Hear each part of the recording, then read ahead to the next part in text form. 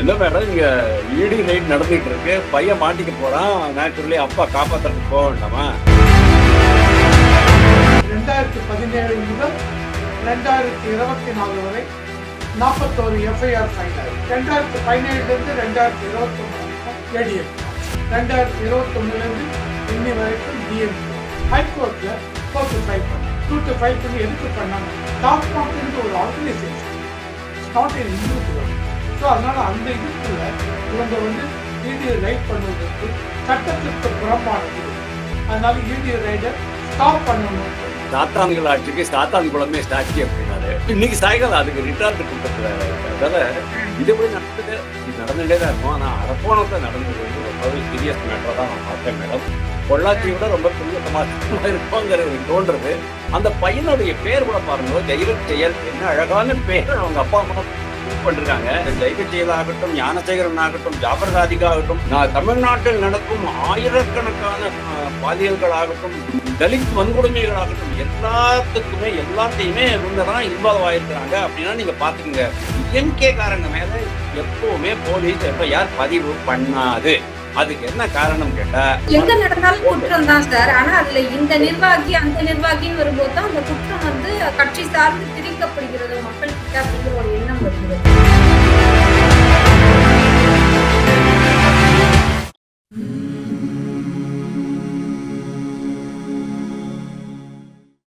அன்பு நேயர்களுக்கு வணக்கம். நம்முடன் இன்று இணைந்திருப்பவர் ஊடகத்துல விவாதங்களுக்காக திரு வாசுதேவன் சார் அவர்களும் மற்றும் ரவிசங்கர் சார் அவர்களும் இணைந்திருக்கிறாங்க. வணக்கம் சார். தேசத்தையும் தெய்வீகத்தையும் இரு கண்களாக பாவித்து தொடர்ந்து ஊடக விவாதங்கள் தேசியம் சார்ந்து தன்னுடைய கருத்துக்களை முன்வைப்பதில் வல்லவர்கள் அப்படின்னு சொல்லலாம்.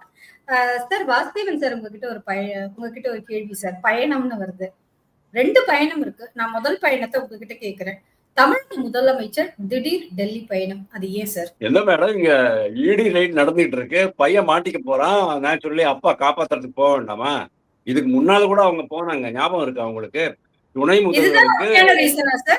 முதல்வருக்கு ஏற்கனவே பிரதம மந்திரி 25 நிமிஷம் அலாட் பண்ணிருக்காரு ஒரு தடவை. அவர் போனது தமிழக திட்டங்களுக்காக போனதா சொன்னாரு. அதான் வேற விஷயங்கள் தான் இருக்கும். அதே மாதிரிதான் முதல்வரும் போனாரு. சென்னை மெட்ரோ 2 பத்தி கேட்கறதுக்காக போனாரு. திட்டத்துக்கு எதாவது பண்ணுங்கன்னுட்டு. அப்புறம் வெளியில வந்த அப்புறம் சொன்னாரு, இந்த மாதிரி பிரதமருடைய சந்திப்பு மிகவும் இன்பகரமாக இருந்தது, ஆனால் திருப்திகரமாக இருக்குமா அப்படிங்கறது அவருடைய கையில தான் இருக்கு அப்படின்னு சொன்னாரு. அதுக்கப்புறமா அண்ணாமலை போய் டெல்லியில உட்காந்து அந்த மெட்ரோ 2 ரயில்வே திட்டத்துக்கு 43,000 கோடி ரூபாய் வாங்கிட்டு வந்தாருங்கிறது நமக்கு தெரியும். ஸோ ஆக்சுவலி இவர் போறது நித்தி ஆயோகனுடைய வருடாந்திர மாநாட்டுக்கு தான். நித்தி ஆயோக்ங்கிறது பழைய பிளானிங் கமிஷன். 2015 அதை மாத்திட்டோம். இது ஒரு ஆலோசனை கூட்டம் மாதிரி தான் இருக்குமே தவிர திட்டமிடும் கூட்டமாக இருக்காது. இது இந்த திட்டமிடல் அப்படிங்கறத ரொம்ப பரவலாக்கிறதுக்காக தான் நித்தி ஆயோக்ங்கிற மாதிரி மாத்தி வச்சிருக்காங்க. சார் லாஸ்ட் இயர்ஸ்ல எல்லாம் போயிருக்காங்களா சார் தமிழக அரசு சார்பாக? லாஸ்ட் இயர் முதல்வர் போகல, வேற யாரோ ரெப்ரசென்ட் பண்ணினாங்கன்னு கேள்விப்பட்டேன். பட் எனக்கு என்ன, 24ஆம் தேதி மிகப்பெரிய ஒரு தமாக்கா, அதாவது ஒரு அதிரடி நடக்கலாம் அப்படிங்கிற மாதிரி நான் பாக்குறேன் மேடம். பிகாஸ் எனக்கு ரொம்ப நல்லா ஞாபகம் இருக்கு, ஜெயலலிதா ஒரு தடவை இந்த மாதிரி ஒரு பிளானிங் கமிஷன் மீட்டிங் போன போது அவங்களுடைய ஸ்லாட்ல அவங்கள பேச சொல்லி அந்த டைம் முடிஞ்ச உடனே அவங்க ஸ்டாப் பண்ண சொன்னாங்க. அதுக்கப்புறமா அவங்க கண்டினியூ பண்ணாங்க. கண்டினியூ பண்ண பிறகு கண்டினியூ பண்ணிட்டு உக்காந்தாங்க. அதுக்கப்புறமா அந்த திட்ட கமிஷன் அதிகாரிகள் சொன்னாங்க, திட்டத்திற்காக நாங்க கொடுக்குற பணம் எல்லாம் நீங்க மிஸ்யூஸ் பண்ணிருக்கீங்க, அதாவது தவறாக பயன்படுத்தப்பட்டிருக்கிறது அப்படின்னு அவங்க சொன்னாங்க. உடனே ஜெயலலிதா அதுக்கு மிகப்பெரிய அப்ஜெக்ஷன் தெரிவிச்சுட்டு வெளியில வந்தாங்க அப்படின்னு நம்ம பார்த்தோம். அதே மாதிரி லாஸ்ட் இயர் மம்தா பானர்ஜி கூட என்ன பேசவே விடல அப்படின்ட்டு ஆரம்பிச்சு ஒரு பெரிய டிராமா எல்லாம் பண்ணி அவங்க வெளில வந்தாங்க. இன்னைக்கு நம்ம முதல்வர் போறார் அப்படின்னா 23ஆம் தேதி ராத்திரியே அவர் போறார் மேடம். அவர் நிதி ஆயோக் கூட்டத்தை விட அவருக்கு இன்னும் முக்கியமான சில அலுவல்கள் இருக்கிற மாதிரி தான் நான் கேள்விப்பட்டேன். அதாவது அமித்ஷா கூட அவரு நேரம் கேட்டிருக்கிற மாதிரி எனக்கு ஒரு தகவல் இருக்கு. ப்ராபபிளி அதுக்கப்புறமா பிரதமர் கூட 1/2 மணி நேரம் பேச்சுவார்த்தை நடத்தலாம் அப்படின்னு நான் நினைக்கிறேன். அதாவது அரவிந்த் கெஜ்ரிவாலோ மனீஷ் சிசோடியாவோ செய்யாத ஒரு விஷயத்தை இவர் செய்ய போறாரோ அப்படின்னு தோன்றது. அதாவது அவங்க வந்து மத்திய அரசு கிட்ட போயிட்டு கைங்க ஆலையெல்லாம் பிடிக்கல, எங்களை விட்டுடுங்கன்னுட்டு ப்ராபபிளி நம்ம முதல்வர் வந்து இந்த விஷயத்தையும் கையில எடுத்துக்கிட்டு அவங்க கிட்ட ஏதாவது கொஞ்சம் சமரச பேச்சுவார்த்தைக்காக போறாரா அப்படிங்கிறது எனக்கு கொஞ்சம் சந்தேகமா இருக்கு. But at the same time why இந்த விஷயத்த நான் ரொம்ப சீரியஸா பாக்குறேன் அப்படின்னா, இந்த கடந்த ஒரு 3-4 மாசமாவே நீங்க பாருங்க, தொகுதி மறுவரையை பத்தி மற்ற மாநில முதல்வர்களுக்கு லெட்டர் எழுதினாரு. மாநில சுயாட்சி பத்தி ஒரு ஜோசப் குரியனுடைய குழு அமைச்சிருக்கிறாரு. அதுலயும் மற்ற மாநிலங்களை இன்வால்வ் பண்ணிருக்கிறாரு. இப்போ பிரசிடென்ட்டுடைய அந்த 14 கேள்விகள் போறது இல்லையா, அதுக்கும் வந்து நம்ம எதிர்ப்பு தெரிவிக்கணும்னு சொல்லிட்டு மற்ற மாநில முதல்வர்களுக்கு தான் எழுதியிருக்கிறாரு. இப்போ இந்த மாதிரியான கலவையான விஷயங்களை வச்சுக்கிட்டு தான் ஒரு மிகப்பெரிய ஒரு நேஷனலிஸ்ட் அப்படின்னு காமிச்சுக்கிறதுக்காக, அதாவது தமிழகத்தின் எல்லையை தாண்டி கும்முடி பூண்டியையும் தாண்டி பிரபலமாகறதுக்கான ஒரு வழியை தேடுறாரா முதல்வர் அப்படிங்கிற எனக்கு ஒரு கேள்வி இருக்கு. சார் ரவிசங்கர் சார், உங்ககிட்ட மற்றொரு பயணம் பற்றி கேட்கணும்னு ஆசைப்படுறேன். அமலாக்கத்துறை அதாவது 2 பேரை தேடி லண்டனை நோக்கி பயணப்படுது அப்படிங்கிற மாதிரி ஒரு செய்திகள் வருகிறது. இது எவ்வளவு தூரம் உண்மை? அவர்கள் இருவரும் லண்டனுக்கு தான் சென்றிருக்காங்க. அமலாக்கத்துறை லண்டனுக்கு போறாங்க அப்படின்னும் அவங்களுக்கு கான்கிரீட்டா ஏதாவது இன்ஃபர்மேஷன் வந்திருக்கணும். அது மட்டும் இல்ல, இப்ப இவங்க 2 பேருமே இந்த இந்தியா விட்டு போயிட்டாங்க அப்படின்னும் இதுல இருந்து என்ன தெரியுது? ஆக மொத்தம் இவங்களுடைய இன்வால்வ்மெண்ட் இன் டாஸ்மாக் ஸ்கேம் கன்ஃபார்ம் ஆகுது. அது கன்ஃபார்ம் ஆகுது. ஸோ இவங்க 2 பேருமே கிளம்பி விட்டார்கள் அப்படின்னா இவங்க லண்டன் போயிருக்காங்களா, துபாய் போயிருக்காங்களா, அமெரிக்கா போயிருக்காங்களா தெரியாது நமக்கு. டாஸ்மாக் ஸ்கேம் அது வந்து திமுகல தான் புதுசா வந்த மாதிரி எல்லோருமே பேசுறீங்க. அதிமுக காலத்துல டாஸ்மாக் ஸ்கேம் இல்லையா? இல்லைன்னா அதிமுக பாஜக கூட கூட்டணியில இருக்கிறதுனாலயே நீங்க அந்த ஸ்கேம் எல்லாம் பேசுறது இல்லையா சார்? இல்லை, தவறான செய்தியை என்கிட்ட கேக்குறீங்க. என்ன அப்படின்னா இந்த டாஸ்மாக் ஸ்கேம் நீங்க பாத்தீங்கன்னா 2017 முதல் 2024 வரை 41 எஃப்ஐஆர் ஃபைல் ஆயிருக்கு. 2017 இருந்து 2021 வரைக்கும் ஏடிஎம்கே ஆட்சி, 2021 இருந்து இன்னி வரைக்கும் டிஎம்கே ஆட்சி. இந்த 41 எஃப்ஐஆர்ல எந்தெந்த பீரியட்ல இந்த எஃப்ஐஆர் போட்டது அதை பத்தி இவங்க சொல்லல. அதாவது 2017 டு 2021 ஏடிஎம்கே பீரியட்ல எவ்வளவு எஃப்ஐஆர், அந்த பீரியட்ல 2021 டு 24 அதுல எவ்வளவு எஃப்ஐஆர் தெரியாத வரைக்கும் என்ன கேட்டா நான் 2 பேரையும் தான் சொல்வேன். அதான் எஃப்ஐஆர் ஃபைல் பண்ணிருக்கீங்க, பட் தெரியாது எந்த அளவுக்குன்னு. ஆனால் எதனால எல்லாரும் டிஎம்கே சொல்றாங்க அப்படின்னா, மார்ச் 5ல இருந்து 7ஆம் தேதி வரைக்கும் டாஸ்மாக் ஆர்கனைசேஷன் அவங்க இதை உள்ளுக்குள்ள போய் இவங்க இடி வந்து ரைட் பண்ணாங்க. அந்த மாதிரி ரைட் பண்ணும்போது அது வரைக்கும் 8, 9, 10, 11 தேதி வரைக்கும் பேசாம இருந்தவர்கள் ஒருவேளை இவங்க ரொம்ப நெருக்கமாக போய்விட்டார்களோ அப்படிங்கிற ஒரு பயத்துல தமிழக அரசாங்கம் அவங்க என்ன பண்ணாங்க, ஹைகோர்ட்ல கோர்ட்டு ஃபைல் பண்ணாங்க. சூட்டு ஃபைல் பண்ணி எதுக்கு பண்ணாங்கன்னா, டாஸ்மாக்ங்கிறது ஒரு organisation, it's not an individual. So அதனால அந்த இதுக்குள்ள இவங்க வந்து இடி ரைட் பண்ணுவதற்கு சட்டத்திற்கு புறம்பானது. அதனால இடி ரைடை ஸ்டாப் பண்ணணும்னு சொன்னாங்க. ஏன் இதனால வரைக்கும் அதை சொல்லலை? மார்ச் 5ஆம் தேதியிலேருந்து 10, 12 தேதி வரைக்கும் உடனே அங்கே 2 ஜட்ஜஸ் இருந்தாங்க. அவங்க எனக்கு பேர் ஞாபகம் இல்லை.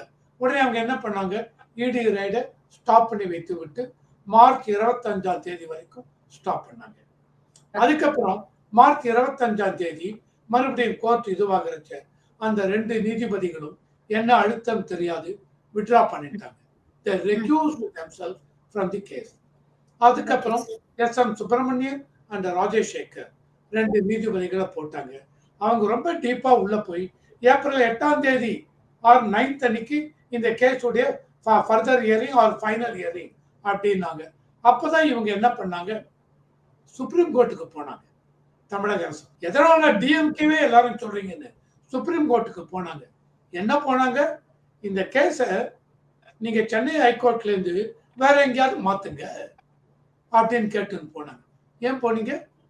உங்களுக்கு டாஸ்மாக் எது பண்ணட்டும், எங்க வேணாலும் பண்ணட்டும், உங்களுக்கு கண்டிப்பா கிளீன் ஹேண்ட் அப்படின்னு சொன்னீங்க. கிளீன் ஹேண்டா இருந்தால் இதை பத்தி ஒரி பண்ண வேண்டிய அவசியம் இல்லை. உள்ள வாங்க, எதை வேணாலும் செக் பண்ணுங்க அப்படிங்களாம். சுப்ரீம் கோர்ட்டுக்கு போனாங்க. ஆனால் சுப்ரீம் கோர்ட்டுக்கு போனது ஹைகோர்ட்டுக்கு இன்ஃபார்ம் பண்ணவில்லை. சுப்ரீம் கோர்ட்ல போயிட்டு அவங்க இது பண்ணிட்டு இருக்காங்க.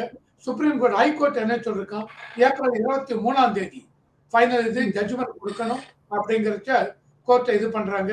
இல்ல கொஞ்சம் வெயிட் பண்ணுங்க, கொஞ்சம் 1 hour 2 hours அப்புறம் இவங்க வரணும் அவங்க வரணும் அப்படின்ட்டு வெயிட் பண்ண வச்சாங்க. ஹைகோர்ட் போய் வாட் இஸ் இட், சரி ஓகே வெயிட் பண்ணலாம் அப்படின்னாங்க.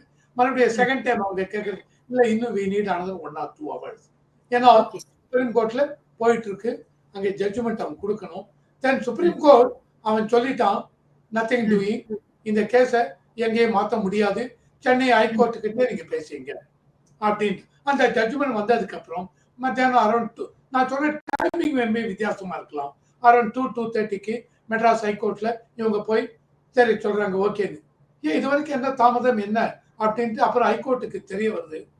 சுப்ரீம் கோர்ட்ல இவங்களுக்கு தெரியாம சுப்ரீம் கோர்ட்ல பேரலா இது பண்ணிட்டு இருக்காங்க அப்படின்னு. தென் ஹைகோர்ட் அதை இவங்களுக்கு கண்டம் பண்ணாங்க. எதுவா இருந்தாலும் நீங்க எங்க கிட்ட சொல்லணும், டிரான்ஸ்பரண்டா இருந்திருக்கும். சோ ஹைகோர்ட்ல ஒரு நம்ம உயர் நீதிமன்றத்துல ஒரு விஷயம் நடந்து கொண்டிருக்கும் போதே பேரலா உச்ச நீதிமன்றத்திலயும் அது சம்பந்தப்பட்டதை சொல்றாங்க.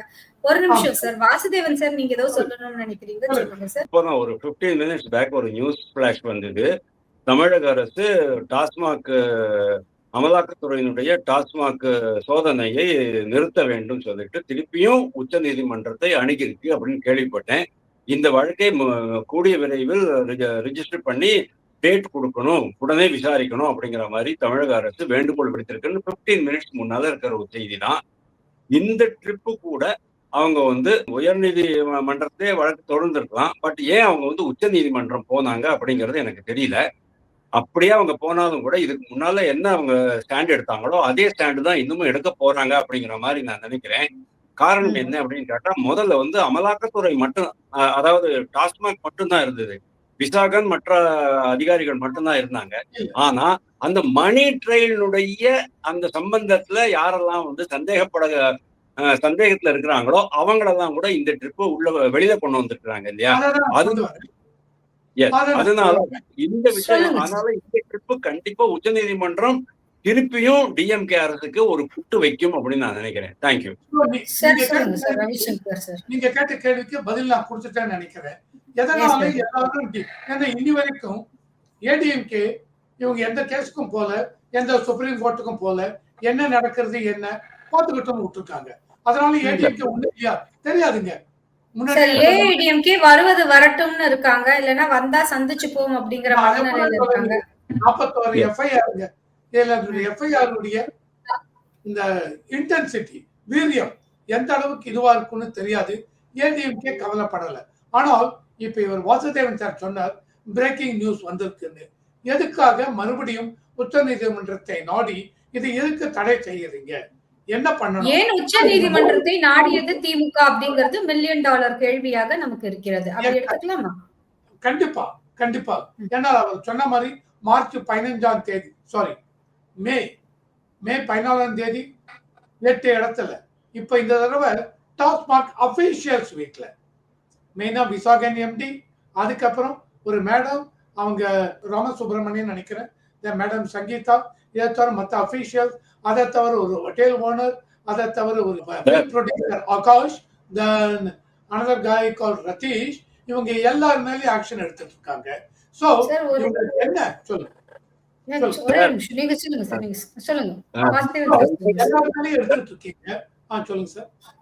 ரவிசங்கர் சார், எனக்கு ஒரு சந்தேகம், கொஞ்சம் அதிக பிரசங்கித்தனமா இருக்கே, நீங்க நினைச்சுக்காதீங்க.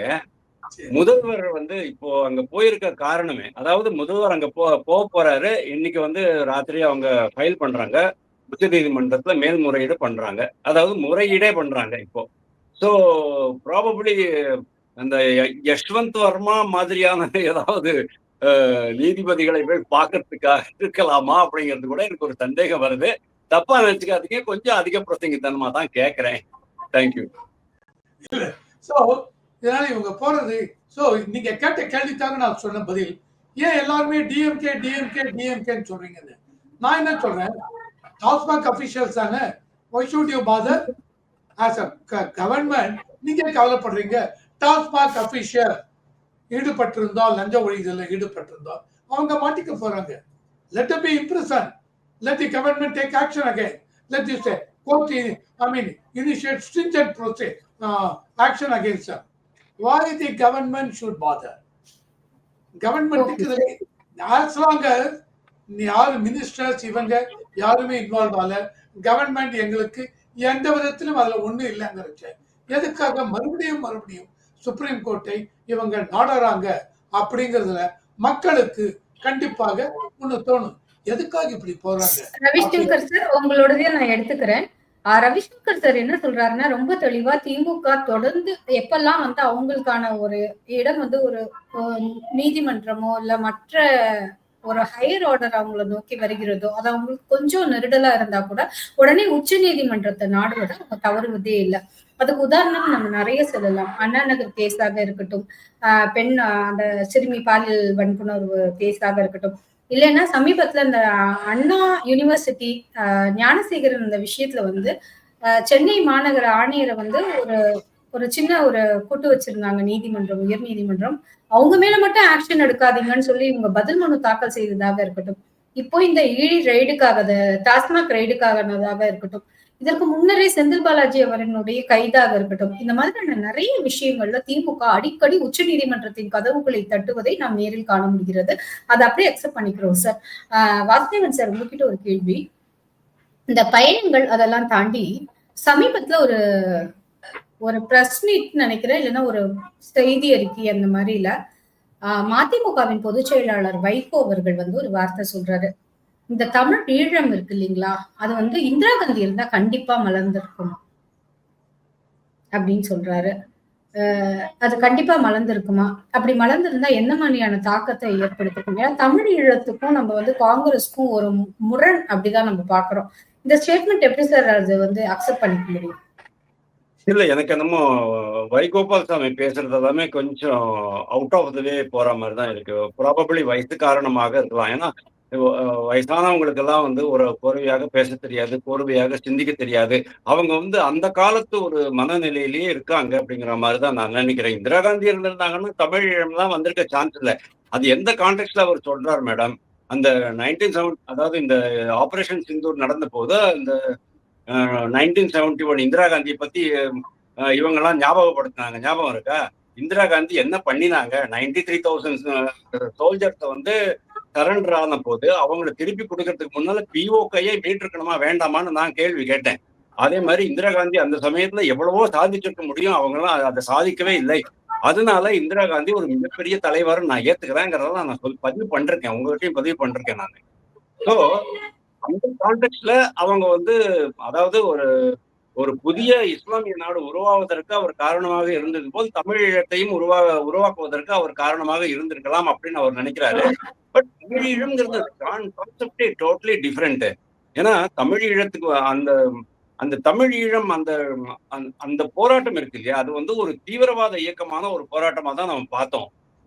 நம்மளை பொறுத்த வரைக்கும் நம்ம நாட்டினுடைய, அதாவது இந்திரா காந்தி பீரியட்லயே கூட நான் சொல்றேன், அந்த அரசியல் நிர்ணய சட்ட பிரிவு 13ல இவங்களுக்கு தனியான ஒரு அதிகாரம் சலுகைகள் கொடுக்கணும் அப்படிங்கிற மாதிரி தான். அதாவது இலங்கையினுடைய அரசியல் அமைப்புக்குள்ளேயே அந்த 13வது சீர்திருத்தத்தை கொண்டு வரணும் அப்படிங்கிறது தான் நம்ம எங்களுடைய ஒரு கோரிக்கையாக இருந்ததை தவிர வேற எதுவுமே இருக்கல.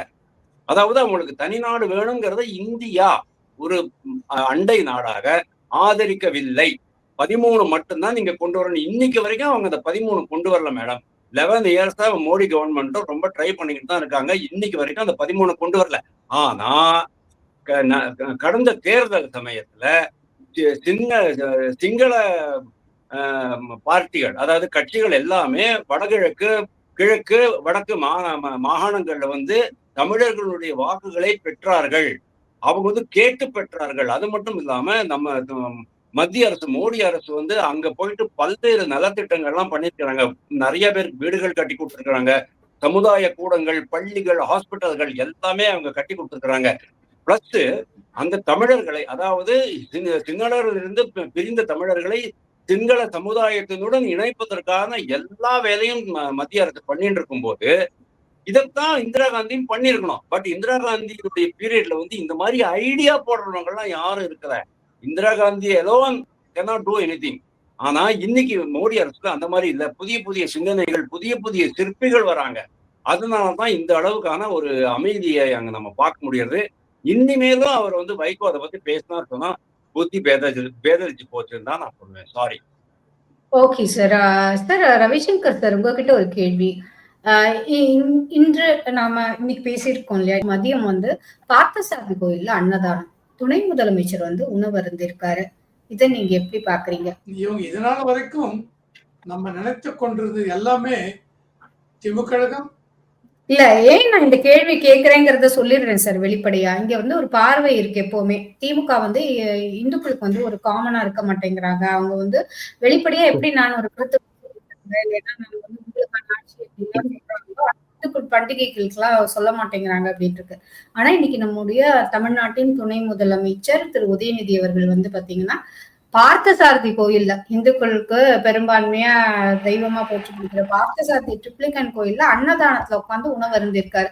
சோ நான் அவங்க வந்து இந்துக்களுக்காக ஒருவர் அப்படிங்கறத முன்னிறுத்துறதுக்காக இது அப்படின்னு வச்சுக்கலாமா சார்? அது ஒரு ஆங்கிள். இன்னொரு ஆங்கிள் நான் என்ன பாக்குறேன், நாங்க எங்க கொள்கையை எந்த விதத்திலும் விட்டு கொடுக்கவில்லைங்க. நாங்க என்ன பண்ணங்க, அன்னதானம் அப்படின்னு நடக்கிறது. அந்த அன்னதானத்தை நீங்க சொல்லுங்க, இது பார்த்தசாரதி கோயில் பிரசாதம் சொல்லுங்க, என்ன வேணாலும் சொல்லுங்க. ஆனா நாங்க எல்லோரோடும் சேர்ந்து அன்னதானம், இங்க எங்களுடைய எளிமையை காண்பிக்கிறோங்க. எங்களுக்கு கட்சி இது தலைவர் மந்திரி அந்த பந்தாலாம் கிடையாது, எளிமையை காண்பிக்கிறோம் அப்படிங்கிற இதுல அவர் சொல்லி வந்திருக்கலாம். நாளைக்கே கேட்டாலும் அதான் சொல்லுவார். நாங்க சனாதனம் அதையெல்லாம் பத்தி அப்படி பேசி விட்டு இத வந்து சாமி இதுன்னு சொல்லி நாங்க வந்து சாப்பிடலீங்க. அன்னதானம் போடுறாங்க, எல்லா பக்தர் எல்லா இவங்களும் ஏழைகள்லாம் வராங்க, உட்கார்றாங்க. நாங்களும் அவங்களோட சேர்ந்து நாங்களும் சாதாரண மனிதனுடன் உட்கார்ந்து எங்களுடைய ஹியூமிலிட்டியை காமிக்கிறோம். அதுக்காக அன்னதானம். இதுக்கு அன்னதானத்தில் கலந்து கொண்டதனால் எந்த விதத்திலையும் டிஎம்கே எங்க கொள்கையை விட்டு விட்டார்கள் அப்படின்னு இல்லை அப்படின்னு அவங்க சொல்லலாம். ஆனால் எலெக்ஷன் தன்மன் சபை எந்த விதத்திலையும் சும்மா சொல்லலாம், எந்த விதத்திலும் இந்துக்களை அந்த ஓட்டு எங்களுக்கு வேணுங்க. சும்மா 5.75% மைனாரிட்டி இஸ்லாமியர் ஓட்டு, கிறிஸ்டியன் ஓட்டு ஒரு 3 to 4% அது மட்டும் வச்சு ஜெயிக்க முடியாது. இந்துக்கள் ஓட்டு வேணும். அந்த இந்துக்கள் ஓட்டு வேணுங்கிறச்ச இதையெல்லாம் செஞ்சுதான் தீரணும். ஓகே, அக்செப்ட் பண்ணிக்கிறேன் சார். வாசுதேவன் சார், அதாவது இறுதியா உங்ககிட்ட இந்த கேள்வியோட நான் முடிச்சுக்கலான் இருக்கேன். சென்ற 2021 தேர்தல் பிரச்சாரத்துல நம்ம நிறைய இந்த வசனம் கேட்டிருக்கோம். பொல்லா ஆட்சி, அதுக்கு பொள்ளாட்சியே சாட்சி அப்படிங்கறத முன்னிறுத்தி அப்போ எதிர்கட்சி தலைவர் இப்போதைய முதலமைச்சர் பிரசாரம் செய்தாங்க. இப்போ திடீர்னு பார்த்தா கொஞ்சம் சைலண்ட் மோடுல இருந்த அதிமுக ஆக்டிவ் மோடுக்கு மாறிட்டாங்களோ அப்படின்னு என்ன தோன்றுகிறது. ஏன்னா அவங்க என்ன சொல்றாங்க, அவல ஆட்சிக்கு அரக்கோணமே சாட்சி அப்படின்னு அவங்க கேக்குறாங்க.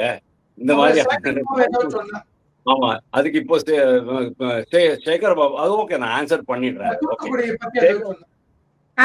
அவர் வந்து இப்ப புதுசா மாறி இருக்காங்க. பொள்ளாட்சி ரொம்ப ஓல்டா போயிடுச்சு சார், அதனால வந்து துப்புக்கட்ட ஆட்சி இதுக்கு தூத்துக்குடியே சாட்சின்னு சொல்லியிருக்காரு. சொல்லுங்க, இந்த மாதிரி வார்த்தை போர்கள் 2 பேரும் பேசிக்கிறதுனால என்ன லாபம்னு நினைக்கிறீங்க சார்? நீங்க சொல்லுங்க வாசுதேவன் சார். கேட்டு முடிச்சிடுறேன் சார், நீங்க உங்களோட பார்வையும் சொல்லிடுங்க. இன்னைக்கு சேகர் பாபு வந்து சொல்றாரு, இது மாதிரி சாத்தான்கள் ஆட்சிக்கு சாத்தான் குளமே சாட்சி அப்படின்னாரு. இன்னைக்கு சாயங்காலம் அதுக்கு ரிட்டார்ட் கொடுத்திருக்கிறாரு அவரு. அதனால இது எப்படி நடந்துட்டே தான் இருக்கும். ஆனா அரக்கோணத்தை நடந்தது வந்து ரொம்பவே சீரியஸ் மேட்டரா தான் நான் பார்த்தேன் மேடம். பொள்ளாச்சியை விட ரொம்ப பெரிய சமாச்சாரமா இருக்குங்கிறது எனக்கு தோன்றது. அந்த பையனுடைய பேர் கூட பாருங்க, தெய்வ செயல், என்ன அழகான பேர் அவங்க அப்பா அம்மா சூட் பண்ணிருக்காங்க. அந்த பையனுக்கு வந்து இந்த அளவுக்கு ஒரு வெறி. ஆனா எனக்கு என்ன தோன்றது, அந்த பெண் வந்து ரொம்ப அழுது புலம்பி பேசும்போது நான் வந்து ரோடா அலையிறேன், போலீஸ் ஸ்டேஷனா அலையிறேன், என்னுடைய மனுவை யாருமே ஏத்துக்க மாட்டேன்றாங்க, புகார் பதிவு பண்ண மாட்டேன், எஃப்ஐஆர் பதிவு பண்ண மாட்டேன்றாங்க. வேற பெரிய பெரிய குற்றங்கள் எல்லாம் பண்ணிட்டு இன்னைக்கெல்லாம் ஜாமீன் வாங்கிட்டு எல்லாரும் தெரிஞ்சுக்கிட்டு இருக்கிறாங்க. இந்த மாதிரியா எந்த மாதிரியான ஒரு நீதித்துறை, எந்த மாதிரியான ஒரு அரசியல் அமைப்பை நம்ம வந்து டெவலப் பண்ணி வச்சிருக்கோம் அப்படின்ட்டு அந்த அம்மா கேட்கறது ரொம்பவே சீரியஸ் கொஸ்டின். இது எல்லாருமே அதாவது பொறுப்புல இருக்கிற எல்லாருக்குமே இது ஒரு மிகப்பெரிய சவாலா தான் இருக்குன்னு நினைக்கிறேன். பட் அன்பார்ச்சுனேட்லி டிஎம்கே பொறுத்த வரைக்கும் டிஎம்கேல இந்த மாதிரியான குற்றங்கள்ல ஈடுபடுபவர்களுக்கு ஒரே ஒரு லைசன்ஸ் தான். அது என்ன லைசன்ஸ் தெரியுமோ? ஞானசேகரன் வச்சிருந்த கையில வச்சிருந்த லைசன்ஸ். அதே மாதிரி ஜாஃபர் சாதிக் வச்சிருந்த ஜாஃபர் சாதிக் எப்படி மேடம் அடானி அம்பானி மாதிரி மிகப்பெரிய தொழிலதிபராக மாறினாரு நீங்க சொல்லுங்க பார்க்கட்டும். இவ்வளவு பெரிய தொழிலதிபராக மாறி உலகம் முழுவதும் சரக்கு விற்கிறாரு அவரு, போலி சரக்கு விற்கிறாரு அப்படின்னா, அதாவது தடை செய்யப்பட்டுள்ள ரசாயன போதைப் பொருள் விற்கிற அளவுக்கு போயிருக்காரு அப்படின்னு சொன்னா அதுக்கு என்ன காரணம்? அது என்ன டிஎம்கே ஆளுகளுக்கு தெரியாம இருக்குமா? அவருடைய பாக்கெட்ல அவருடைய மொபைல்ல என்னைக்குமே நம்ம துணை முதல்வருடைய வீட்டுல போய் அவரோட டிஃபன் சாப்பிடுற மாதிரி, காஃபி சாப்பிடுற மாதிரி, பேசுற மாதிரி, நிக்கிற மாதிரி, அந்த மாதிரியான ஒரு சில போட்டோக்களை வச்சிருப்பாங்க. ஞானசேகரன் என்னென்ன பண்ணாரு? மாசு அப்படிங்கிற ஒரு அமைச்சர், ரொம்ப பவர்ஃபுல் அமைச்சர். ஏன்னா இன்னைக்கு வந்து சென்னையில அந்த சென்னையில இருக்கிற 17 பொலிட்டிக்கல் மாவட்டங்கள்ல வந்து 12 மாவட்டங்களை ப்ராபபிளி 2 பேர் தான் பிரிச்சு வச்சுருக்காங்க. ஒன்னு சேகர் பாபு, இன்னொரு மாசு தான். 2 பேர் தான் ரொம்ப பவர்ஃபுல் பீப்புள். இவங்க ஒவ்வொருத்தர் கையிலயும் 6-7 மாவட்ட செயலாளர்கள் இருக்கிறாங்க. அந்த அளவுக்கு ஒரு பவர்ஃபுல்லான ஒரு கூட இவர் வந்து பிரியாணி சாப்பிடுற மாதிரிலாம் போட்டோ எடுத்துட்டு இருக்காருன்னா, நீங்க இந்த குற்றம் செய்ய போகும்போது உங்களை எந்த போலீஸ் மேடம் ஸ்டாப் பண்ணுவான் சொல்லுங்க பார்க்கலாம். யாருக்காவது தைரியம் இருக்குமா மேடம்? 11 மணிக்கு நாங்க வந்து பதவி பிரமாணம் பண்ணிக்குவோம், 15க்கு நீங்க போய் மணல் அள்ளிக்கிங்க, எவனாவது வந்தான்னா நீங்க எனக்கு சொல்லுங்க, நாங்க பாத்துக்கிறோம் அப்படி சொன்ன பிறகு எவனாவது ஏதாவது ஒரு அதிகாரியோ, ஒரு போலீஸ் ஆபீசரோ, இல்லைன்னா ரெவன்யூ ஆபீசரோ, வில்லேஜ் அக்ரிகல்ச்சர் ஆபீசரோ எவனாவது அங்க போயிட்டு மணல் கொள்ளையை தடுப்பானா சொல்லுங்க? அதுதான், அதாவது இது எல்லாத்துக்குமே காரணம் இந்த தெய்வ செயலாகட்டும், ஞானசேகரன் ஆகட்டும், ஜாஃபர் சாதிக் ஆகட்டும், தமிழ்நாட்டில் நடக்கும் ஆயிரக்கணக்கான பாலியல்களாகட்டும், தலித் வன்கொடுமைகளாகட்டும், எல்லாத்தையுமே இவங்க தான் இன்வால்வ் ஆயிருக்கிறாங்க அப்படின்னா நீங்க பாத்துக்கோங்க. இப்ப சமீபத்துல ஒரு சிலை திருட்டு தூத்துக்குடியில அண்ணாமலை போட்டு விட்டாரு பாருங்க. சிலை திருட்டு விஷயத்துல அது டிஎம்கே காரன் அப்படிங்கிறதுனாலயே அந்த போலீஸ் அதிகாரி வந்து அவன் மேல இது பண்றதுல. டிஎம்கே காரங்க மேல எப்பவுமே போலீஸ் எஃப்ஐஆர் பதிவு பண்ணாது. அதுக்கு என்ன காரணம் கேட்டா, பின்னால குறிப்பிடுவதற்கு மன்னிக்கவும் வாசுதேவன் சார், நீங்க இப்படி சொன்னீங்கன்னா அப்ப ஆட்சியில இருக்கிற போது எல்லாருமே அந்த அந்த அந்த கட்சி சார்ந்தவர்கள் செய்யும் குற்றங்களை மறைக்கிறாங்க அப்படி எடுத்துக்கலாமா? இன்னைக்கு திமுக மறைக்கிறாங்க சரி, கடந்த ஆட்சியில திமுக மேல ஃபைல் பண்ணப்படலையா நிர்வாகிகள் மேல குற்றங்கள்? குற்றங்கள் எங்க நடந்தாலும் குற்றம் தான் சார். ஆனா அதுல இந்த நிர்வாகி அந்த நிர்வாகின்னு வரும்போது தான் அந்த குற்றம் வந்து கட்சி சார்ந்து திரிக்கப்படுகிறதோ மக்கள் கிட்ட அப்படிங்கிற ஒரு எண்ணம் வருகிறது. ஆட்சி வந்துருச்சு, இனிமே நம்மள வந்து போலீஸ் கை வைக்காது, சட்டம் நம்ம மேல பாயாது அப்படிங்கிற அந்த ஒரு தைரியம் தான். அதான் அந்த எண்ணம் தவறுன்னு சொல்றீங்க. 2000 அதாவது இரும்புக்கரம் அப்படின்ட்டு இவர் சொல்றாரே தவிர அந்த இரும்புக்கரத்தை நாங்க பார்த்ததே கிடையாது. நான் சர்வாதிகாரி ஆகி விடுவேன் அப்படிங்கிறாரு. அதே மாதிரி இன்னொன்னு என்ன சொன்னாரு, எந்த கொம்புனாலும் குறை சொல்ல முடியாத அதுக்கப்புறமா வந்து அமைதி பூங்கான்னு சொல்லணும் அப்படின்ட்டு ஆர்.என். ரவி வந்து சொல்லலை அப்படின்ட்டு இவங்களுக்கு எல்லாம் பயங்கரமான கடுப்பு. எப்படி அமைதி பூங்காவா இருக்க முடியும் சொல்லுங்க? இந்த அளவுக்கு பெண்களுக்கு பாதுகாப்பு இல்லை, வன்கொடுமை நடக்குது, பாலியல் வன்கொடுமை நடக்குது, கூடவே தலித்துகளுக்கு மேல வன்கொடுமை நடக்குது, கொலை கொள்ளை, என்ன அவன் அறுவாள் வெட்ட ஆரம்பிச்சான். ஜாதி சண்டைகள் இந்த ஆட்சியில ஏகப்பட்டது ஆயிப்போச்சு. அதுக்கு காரணமே வந்து நம்ம கலாச்சார சீரழிவுதான். இது எல்லாத்துக்குமே காரணம் வந்து டிஎம்கே அப்படிங்கிற அந்த அரசு இயந்திரம் போலீஸை, காவல்துறையை கட்டி போட்டு வச்சிருக்கு. காவல்துறை வந்து அவங்களுக்கு மட்டும்தான் பாதுகாப்பு கொடுக்குறாங்களே தவிர சட்டம் ஒழுங்கை பராமரிப்பதற்காக அல்ல, சட்டங்களை தடுப்பதற்காக இல்ல. காவல்துறைக்கு அழகு என்ன? குற்றங்களை தடுக்கணும். குற்றங்களை தடுப்பதற்கு அல்ல, குற்றங்களை அவங்க தடுக்கணும். அதான் இம்பார்ட்டன்ட். குற்றம் நடந்த பிறகு அதை தண்டனைக்காக ஓடுறது கிடையாது. குற்றத்தை தடுப்பதுதான் காவல்துறைக்கு அழகு. அது பண்ணாம இருக்கிறாங்க அப்படிங்கிறதுதான் என்னுடைய ஒரு குற்றச்சாட்டா இருக்கு. ஏடிஎம்கே கவர்மெண்ட்லயும் இந்த மாதிரி நடந்தது அப்படின்னு நம்ம சொல்லலாம். ஆனா இதே ஏடிஎம்கே கவர்மெண்ட்ல பொள்ளாச்சி பாலியல் குற்றச்சாட்டு வந்த போது உடனே அவங்க வந்து சிபிஐக்கு ஆர்டர் பண்ணாங்க. அதே சமயம் நீங்க 2011 இருந்து 6ல இருந்து 2011 வரை நடந்த அந்த டிஎம்கேனுடைய கடைசி ஆட்சி, லாஸ்ட் ஆட்சி, கருணாநிதியினுடைய ஆட்சி நீங்க பாருங்க. மேக்சிமம் அத்துமீறல்கள், முறைகேடுகள் பிளஸ் நில அபகரிப்பு கேஸ்கள் எவ்வளவு இருந்தது பாருங்க. எவ்வளவு பேர் மேல அவங்க வந்து சட்டம் இது போட்டாங்க, எஃப்ஐஆர் பதிவு பண்ணாங்க சொல்லுங்க. டிஎம்கே காரன் சொன்னா அதெல்லாம் they had a free run that time. வேற அந்த மாதிரியான ஒரு அவலமான ஆட்சி ஏடிஎம்கேவோ அல்லது வேற அதுக்கு முன்னால காங்கிரஸ் ஆட்சியோ கொடுத்ததே கிடையாது அப்படிங்கிறது என்னுடைய. சார், நான் இதை அப்படியே எடுத்துக்கிறேன். மொத்தத்தில் திமுக அரசு அவங்க வந்து 2021 மிகப்பெரிய எதிர்பார்ப்போட இந்த இடத்துக்கு வந்திருந்தாங்க. ஏன்னா எதிர்கட்சியா இருக்கும்போது எப்படி ஒரு ஆக்டிவான எதிர்கட்சி செயல்படுறோம் அப்படிங்கிறதுக்கு மிகச்சிறந்த உதாரணமாக இருந்தவர்கள் திமுக காரங்க அப்படின்னா அது மிகையாகாது. ஆனா அதையெல்லாம் தாண்டி 2021 கிடைத்த வாய்ப்பை இன்னும் கூட திறம்பட செயல்படுத்தி இருக்கலாம். அங்கங்க லாகிங் இருக்கு, இரும்பு கரத்தை நான் பார்க்கவே இல்லை அப்படிங்கிற மாதிரியான நிறைய குற்றச்சாட்டுகளை வச்சிருக்காரு வாசுதேவன் சார். நீங்க சொல்லிக்கலாம் சார் இது வந்து ஒரு சமம் அப்படின்னு சொல்லிட்டு, இல்ல இந்துக்கள் மீதான பார்வை மாறி இருக்குன்னு. ஆனா கண்டிப்பா அது கிடையாது. நாங்க மக்களோடு மக்களாக, மக்களில் ஒருவராக, மக்களுக்காக அப்படிங்கிற மாதிரியான ஒரு ஹியூமிலிட்டி இல்லைன்னா அது ஒரு ஹியூமானிட்டியோட நாங்க வந்து மக்களோட மக்களாக பயணிக்கிறோம் அப்படிங்கறத எடுத்து சொல்வதற்காக தான் அவங்க பண்ணிருக்காங்க. அதை செலக்ட் பண்ண இடம் தான் இந்த வாட்டி வித்தியாசம் அப்படிங்கிற மாதிரியான கருத்தை சொல்லியிருக்கீங்க. கருத்து சொல்லியிருக்கேன் அப்படிங்கிறது இததான் நீங்க கேட்டீங்க அப்படின்னா அவங்க இதுக்கு இந்த மாதிரி பதில் கொடுப்பாங்க அப்படின்னு நான் சொல்லுவேன். நான் சொல்ல வந்தது அந்த மாதிரி சொல்றேன், நீங்க அந்த மாதிரி அர்த்தத்தை புரிஞ்சுக்கலாம். அதனால ஏன்னா ஒரு சனாதனத்தை பத்தி அந்த அளவுக்கு கொசு இத மாதிரி அதை ஒழிக்க வேண்டும் அப்படின்னு சொன்னவங்க எந்த விதத்திலையும் இந்து கோவில்களுக்கோ, இது என்னுடைய பர்சனல் ஒப்பீனியன், இந்து கோவில்களுக்கோ இந்து ரிச்சுவல்ஸ்க்கோ இந்த அளவுக்கு மரியாதை அவங்க கொடுப்பாங்க என்று என் மனதில் எண்ணம் இல்லை. சனாதன தர்மத்திற்கு இருந்தாலும் அப்படின்னு நீங்க மேடை ஏறி பேசிட்டு எங்க இந்த சனாதனத்துக்காக நீங்க குரல் கொடுக்க போறீங்களா, இல்ல அவங்க கூட உட்கார்ந்து சாப்பிட போறீங்களா, அந்த மாதிரியான எண்ணம் கிடையாது அப்படிங்கிற மாதிரியான ஒரு கருத்து சொல்லியிருக்காரு. போனதுக்கு காரணம் இதுதான், நாங்க இந்த மாதிரி இந்துக்களுடைய இந்த நம்பிக்கை இதெல்லாம் எங்களுக்கு கிடையாது அப்படிங்கறதுல இவர் சொல்லுவார். மீண்டும் ஒரு முறை பறைச்சாற்றுவதற்காகவே துணை முதலமைச்சர் அங்கே சென்று இருக்கிறார் அப்படிங்கிற அந்த கருத்தை சொல்லியிருக்காங்க. இனிவரும் காலங்களில் தொடர்ந்து பேசலாம் சார். இத்துணை நேரமும் அழகாகவும் தெளிவாகவும் நிறைய விஷயங்களை எங்களுக்காக பகிர்ந்தீங்க சார். நேரம் பகிர்ந்தமைக்கு நன்றி சார். Thank you sir.